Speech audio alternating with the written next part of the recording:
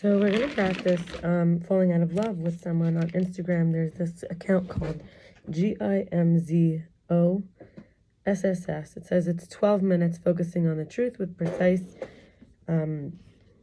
mental patterns. And so we're gonna start this. So it's a practice. I, for example, have felt that somebody that I feel like I'm in love with rejected me and last night, and even though we've been in touch today and it feels like they didn't really mean it, I fell apart and I felt like I was having these tremors coming through my body and I couldn't sleep. I was tossing and turning and sweating and blaming them, and I just felt like I was destroyed, and I was laying on the floor and couldn't, and just kept sobbing and weeping, and it was like these inner demons were getting triggered or that I didn't know were there, and just feeling so unwanted and rejected. And now I have to face that maybe he really meant it. I can't tell if it was like, because today he mentioned a few times also, and it was only because I brought up that he should come visit. He's from out of state. And I'm starting to feel like maybe he just wants to have his cake and eat it too.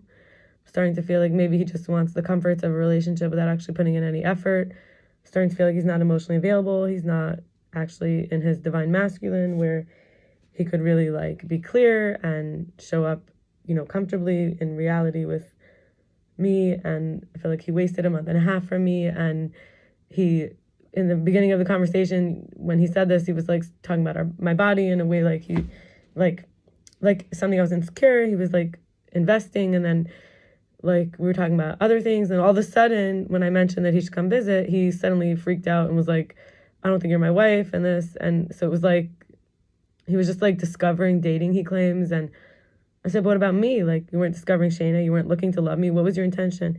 And I really lashed out a lot. I felt really hurt. I felt like he's a manipulator. He's a user. And he said, I'm adding fangs to the serpent, to the snake. And I just felt like he's a wicked person who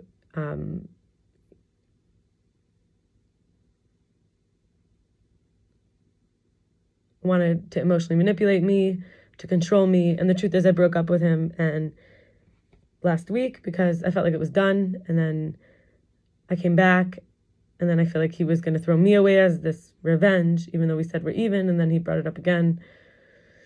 He was with me during this episode. During the episode where I was having tremors and having a nervous system, not breakdown, but breakthrough. And I cried so much. I was just crying and crying and crying and crying. And it was so painful. I didn't feel like I could bear it. I felt like, it's the kind of pain that should kill me. I should be dead. I was feeling like I wish I was dead rather than actually feeling how painful it was. And I had no way to take the edge off. No drugs, no alcohol.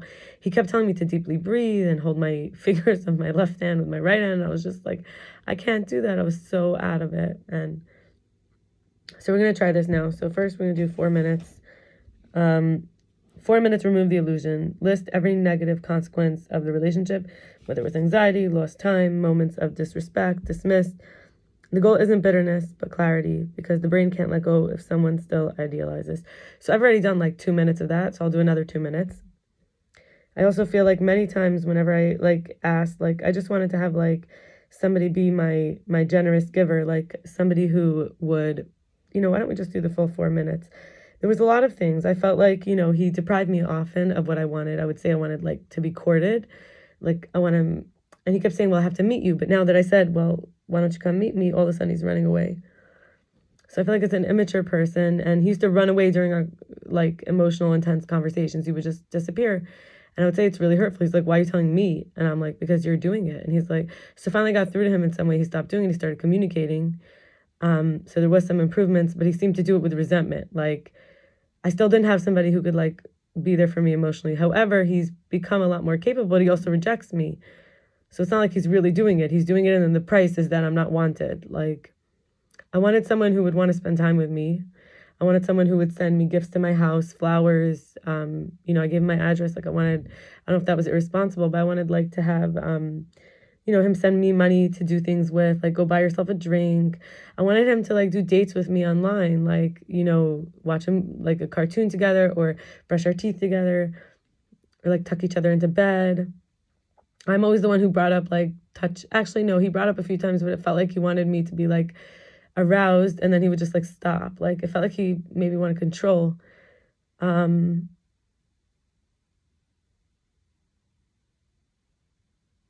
one time he blocked me and just like discarded me, and said later when he called me back after he did that was that because he wanted to feel better because he was feeling I might reject him for being unattractive. He keeps telling me I'm not natural, insinuates like I'm not being natural, I'm not going with the flow, and that's why he's not interested. And then he fixes it like by sort of like I'm doing all the fixing. I feel he never says sorry. He never takes accountability. What's the point of trying to think about having kids with a person who actually would never want the kids to learn how to say sorry from the role models of the parents? He never took me on a date because he never wanted to come here. It's been 6 weeks. And I did push it off. I kept saying I don't want to see him. I said it like for weeks. I wasn't ready, I felt. And now that I'm ready, he's not even excited. He wants to end it. He said he made me, like I kept saying, like, you have to say the words. I have to hear the words that you don't think I'm your wife. He's like, I just don't know if it's a match. And I was like, say the words, you don't think I'm your wife? And he was like, no. And I'm like, you really don't? Like after an hour of talking on the phone, all of a sudden when it came to coming here. So I feel like he was just exploiting me and then was going to discard me when it became real. And he was like, you're not like the rest. And he said so many women have rejected him. He doesn't have relationship experience. So I feel like I was the only one who, like, I didn't get the love and the attention, and I had to wait around and for nothing. I feel disrespected. Like I should be been treated like a queen. Like I should have had it. He should have been making efforts. He should have gotten me gifts. I asked for it. He should never have rejected me.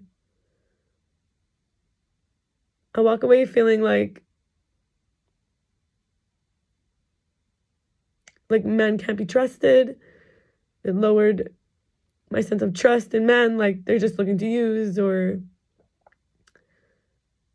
it also came between me and Hashem because I felt like my higher power, my Hashem, guided me to be with him. And now I feel like really confused about that. Like, how could Hashem want to trick me? To be so casually discarded is a huge emotional shock. It embarrassed me and degraded me. To have to freak out like that. I sent him pictures of me crying and having panic, and just it was so it was so unexpected and blindsiding. And I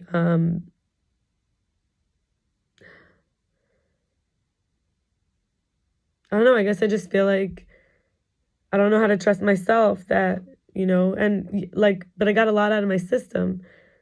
Like, okay, so let's just stop. The next 4 minutes is reframe love as a chemical habit. Focus on the biology of attachment, dopamine, oxytocin, and reward cycles. Understand love as chemistry, not destiny. This breaks the fantasy. Realize that this person isn't the one, but a pattern my brain can unlearn. All right, so let's start again, 4 minutes. And I hope you're doing this out there with me. All right. It starts with me imagining this cord I have to him. It's also about me saying Hashem sent him. Hashem sent him. Hashem wants me to be a good wife. It's this constant, like, instead of focusing on my life, it's like connecting with him. There's a lot of pictures I've sent him. A lot of times I asked to see his face. A lot of times I've just given him attention. I've played it like to his fiddle or whatever it's called, like let him like cause me to revolve. Like I've revolved around him, his schedule. I kept staying connected even when my needs weren't getting met, even when I was being discarded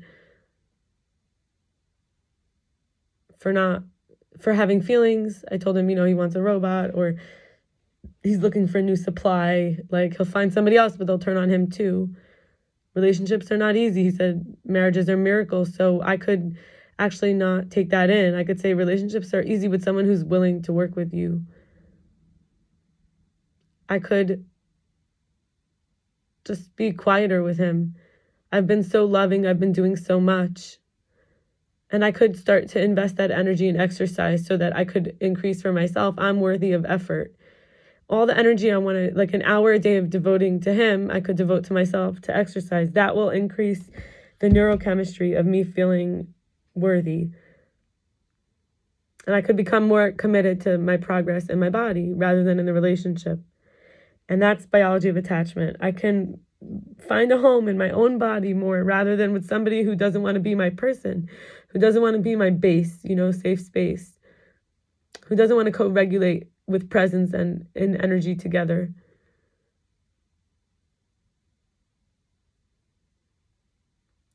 I can imagine myself, every time I want to go to him, I can imagine myself with my true husband, even though I'm alone and it's so hard to be patient. I could spend the moments imagining. And that will give me oxytocin. I can imagine my true husband petting my head, hugging me, spooning. I don't have to do this with him. And the dopamine of constantly being in touch by the phone, I could save his name as exploited and discarded me, so that why would I want to go to the person who exploited and discarded me?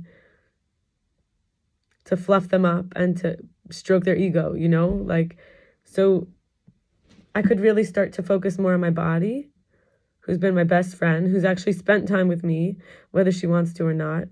And I have him saved now as exploited and discarded me. And I can use visualizations of the future husband of what I want, which is touch. I want to share affection and gifts. I could imagine opening the door and finding a gift there. I could spend a few minutes every day. So I've changed his name, and now I could do visualization, and it would include gifts, affection, and I could do it while I'm exercising even. Like as a way to really get that oxytocin dopamine reward cycle. And yeah, I just like this is a pattern that can be unlearned, because just pausing.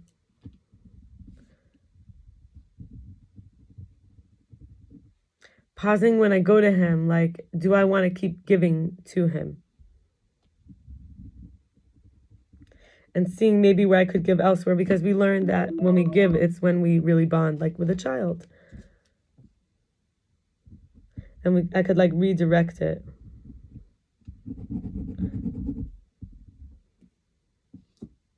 And 4 minutes, redirect the focus, visualize life without them. Peaceful mornings, new energy, freedom. The mind can't mourn at the same time as imagining growth. It has to choose. So now I'm going to spend 4 minutes and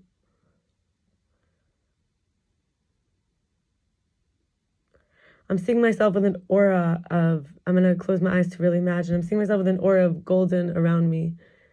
And I'm seeing a man who gently comes in close, where I feel safe, where I feel beloved.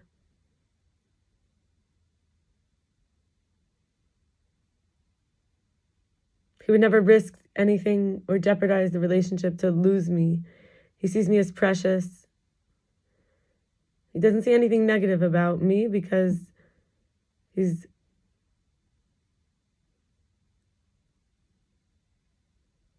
guess the word would be optimistic. He's not just optimistic, he's graceful. He's full of grace. He's full of grace. He sees things with a soft edge. He sees me in a soft way. And he sees me as somebody worth protecting, providing for, because what I offer is very precious to him. Even if I'm willing to revolve around him and my love and making him relevant, he just says, wow, I have the coolest wife. She's so fun. And he's grateful. He thanks me all the time. And he says sorry if he hurts my feelings. And he makes efforts for me, whether it's he makes money in order to buy me things, or he physically massages me so that I could feel better. He helps me with errands. He cooks for me. He loves to spend time with me. He just loves to be around me. I have a soothing presence for him. He tells me the truth. He's an honest person. And I'm able to go out into the world and do my projects. And he lets me do it in such a way that I could really go after what I want and not worry about money. He supports the family. And at the same time, he's also ready to have children in the home. He's willing to change a diaper if necessary. He doesn't spend all his money on fast food and impressing his buddies. He doesn't want to keep secrets from me. He wants to keep it real as a way to live with himself. This is the divine masculine, and he does try to put a smile on my face or make me laugh. And it feels worth it to him to learn about me and be curious to discover me. And he's not looking to exploit me and squeeze out the juice and get whatever he could out of me. And he's not going to listen to the fear. He's going to choose with love. He'll do it even if he has to shake. And he won't do it at my expense. He won't need to feel important at my expense. He's looking to have a queen. He knows his queen will kneel only for one man, the king, him. And he's looking to have a relationship where Hashem is in the relationship. And he is grateful to Hashem for the blessing of the woman to care for. He wants to bring peace into my life.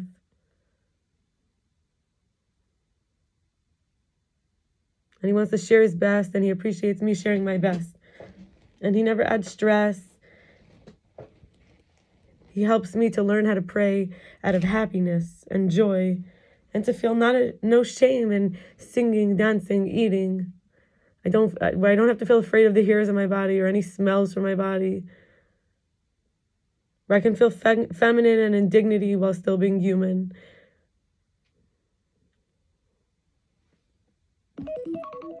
Okay, we did it. We got through this. We did it. Okay, bye. Shavua tov u'mevorach. Have a good week, a blessed week, v'sameach, and a happy week.